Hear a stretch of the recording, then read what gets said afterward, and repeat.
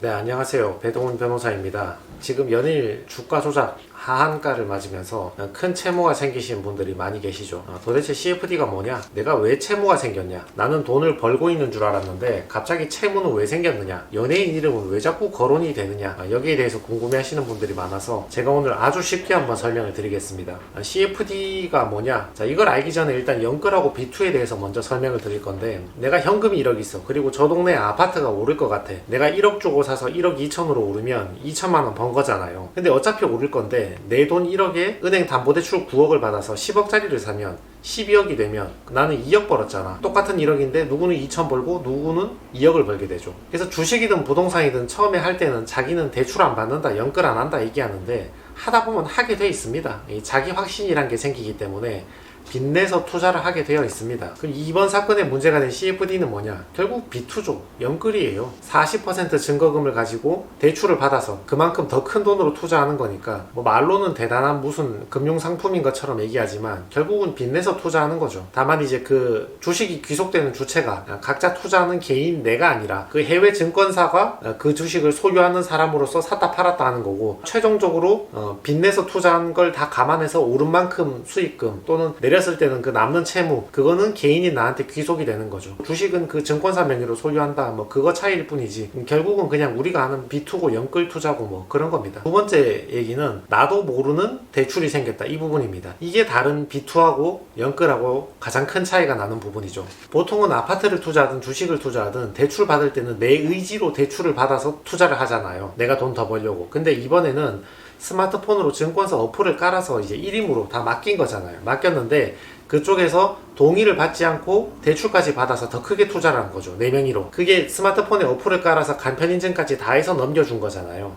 그게 이제 우리 예전에 뭐 부동산으로 치면 인감도장, 인감증명서, 뭐 대리인 위임장, 등기필증 이거 다 넘겨준 거랑 똑같습니다. 그거 다 주면 받은 내가 당연히 대리해서 금융권에서 대출을 다 받아버릴 수 있는 거죠. 그러니까 수많은 수백 명 회원들로부터 유치한 금액이, 투자받은 금액이 4천억이야. 4천억으로 주가 조작해서 올리는 것보다는 4천억 받고 각자 명의로 전부 대출 받아가지고 6천억 추가 대출을 받아버리면 내가 굴리는 돈은 1조 원이 되잖아요. 그렇게 1조 원으로 투자해서 삼천리나 대성홀딩스 주식을 샀다 팔았다 하면서 주가를 끌어올리면 훨씬 크게 끌어올릴 수 있고 수익을 훨씬 많이 먹을 수 있잖아요. 그러니까 휴대폰 맡겨라. 휴대폰을 믿고 맡기면 그걸로 이제 대출을 다 받아버린 거지. 인증이 다 돼 있으니까. 그러니까 이게 가장 큰 차이가 나는 거죠. 지금 어리둥절 내가 왜 채무가 생겼나 하시는 분들은 저 사람이 대출을 받을 걸 몰랐던 거예요. 내 명의로 된 스마트폰을 가져가서 그냥 대출 다 받아버린 거지. 자, 세 번째 논점이요. 그러면 나는 채무 금액이 왜 생겼나? 여기에 대해서 설명을 드릴 건데, 내가 현금이 4억이 있어요. 그래서 대출을 6억을 받았어. 요거 두 개를 합치면 10억짜리 아파트를 살 수 있죠. 근데 사고 봤더니만 사기 부동산이래. 알고 보니까 실제 가치가 2억밖에 안 한대. 금리가 높아져서 아파트 가치가 급격하게 떨어졌대요.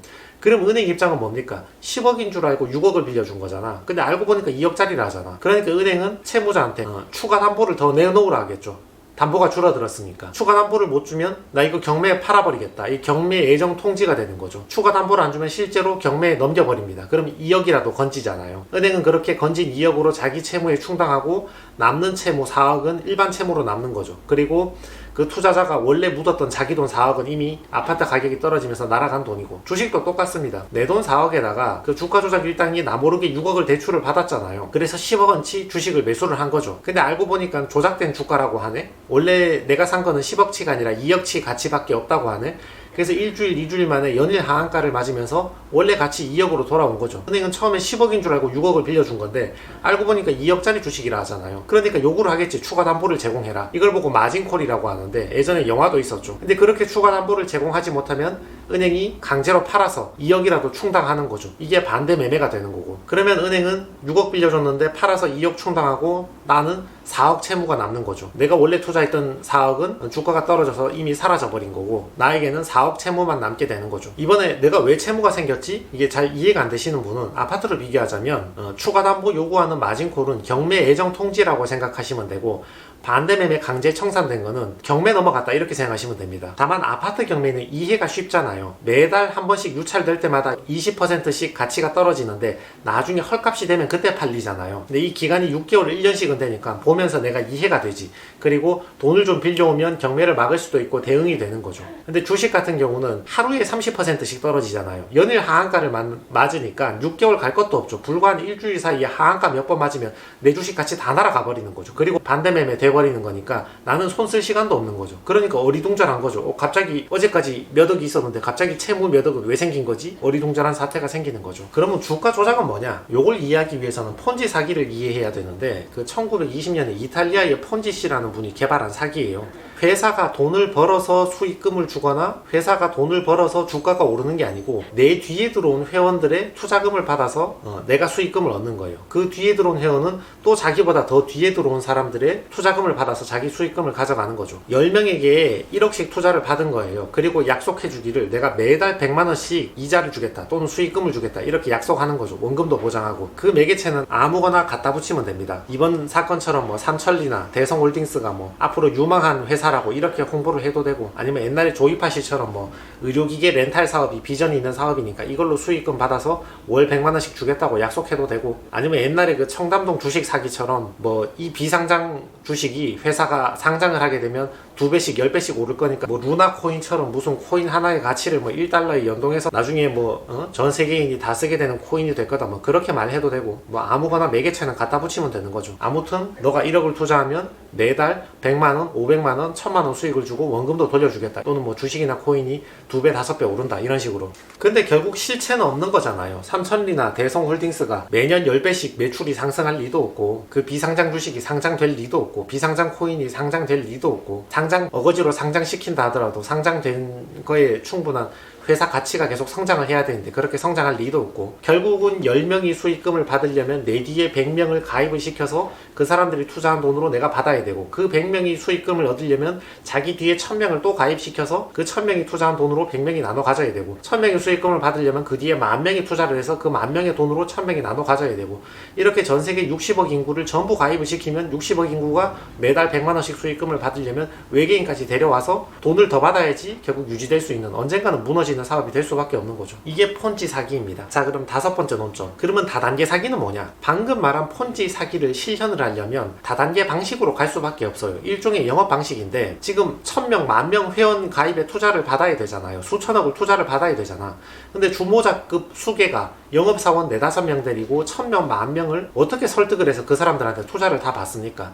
그러니까 결국은 회원이 회원을 데리고 오게 하는 수밖에 없는 거예요. 처음에 투자한 10명이 자기 주변에 100명을 데리고 오게 만드는 거고, 그 100명이 자기 주변에 1000명을 데리고 오게 만드는 거고, 그 1000명이 자기 주변에 10,000명을 데리고 오게 만드는 거죠. 그렇게 내 주변 사람을 데리고 오면 한 명 데리고 올 때마다 100만원씩 인센티브를 주니까 그 100만원 먹자고 주변 사람 10명, 100명을 데려올 수도 있는 거고, 또는 그렇게 뒤에 1000명이 들어와서 그 사람들이 투자해서 삼천리나 대성홀딩스의 주가가 오르면 내가 가진 주식 가치가 오르니까 그 이득을 바라고 데리고 올 수도 있는 거고, 그렇게 데리고 온 10,000명이 저 코인을 사주면 그 코인 가치가 연일 떡상을 하니까 먼저 코인을 샀던 내가 그걸 바라고 이제 적극적으로 회원을 유치할 수도 있는 거고, 결국 회원들이 계속 자기 뒤로 회원을 데리고 와야지 내가 돈을 벌 수 있는 구조가 되는 거죠. 이 일을 주모자급 몇 명이 그 1000명, 10,000명을 영입해서 데리고 올 수가 없으니까 각자 회원들이 자기가 돈을 벌기 위해서 뒤에 회원들을 더 열심히 데리고 오게 만드는 구조를 만든 거죠. 그리고 데리고 오면 주가가 오르든 코인이 오르든 뭐 소기비를 주든 수익을 주는 거고, 이번 사건도 뉴스 보시면 어떤 병원장이 다른 병원장들을 막 영입해서 데리고 왔다 하잖아요. 이게 이제 전형적인 다단계의 방식이죠. 참고로 이렇게 다단계 방식으로 사람들을 빨아들이기 가장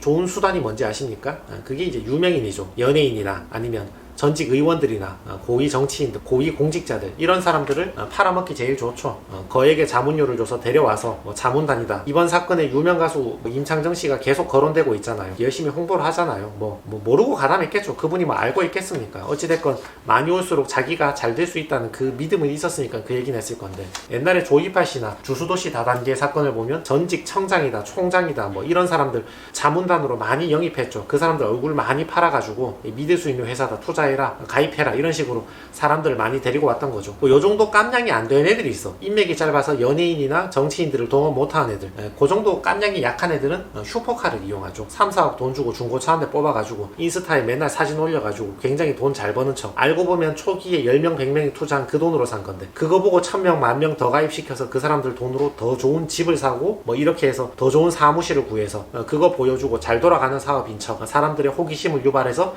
계속 투자를 하게 만드는 거죠. 지금은 약간 잠실의 시그니엘이 약간 이런 다단계 사기의 약간 성지가 된 그런 기분인데, 그 잠실 시그니엘이 만들어지기 전에는 저기 도곡동 타워팰리스도 이런 다단계 사기 방식에 많이 이용됐고, 아니 거기 건전한 주민이 99.9%인데 아주 일부가 이제 그 사기 수단으로 타워팰리스를 이용했단 말입니다. 저 강남역에 부티크 모나코 저런 고급 레지던스도 한때 사기꾼 건물로 유명했죠. 그 6번째 논점. 근데 왜 다 피해자라고 주장을 하는가? 이 주가가 오를 만큼 오른 상태에서는 결국 팔아야지 내 돈이 되는 거잖아요.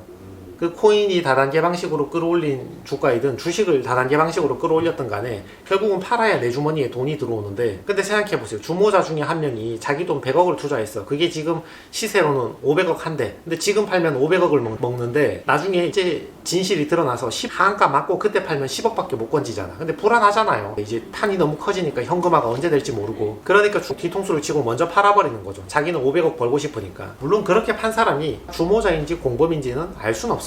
그들만 알겠죠. 우연히 내가 초기에 투자한 사람인지 그건 누구도 알 수 없는데, 아무튼 불안하니까 자기는 판이 오를 만큼 올랐다고 보면 먼저 팔아버리는 거죠. 그러면 이제 순식간에 이제 실체가 드러나고 연일 하한가를 맞기 시작하는 거죠. 그러면 주모자급이나 초기 투자자임에도 불구하고 엑시트를 제대로 못 해버리면 나도 손해를 보는 거야. 몇백억 손해를 보게 되는 거죠.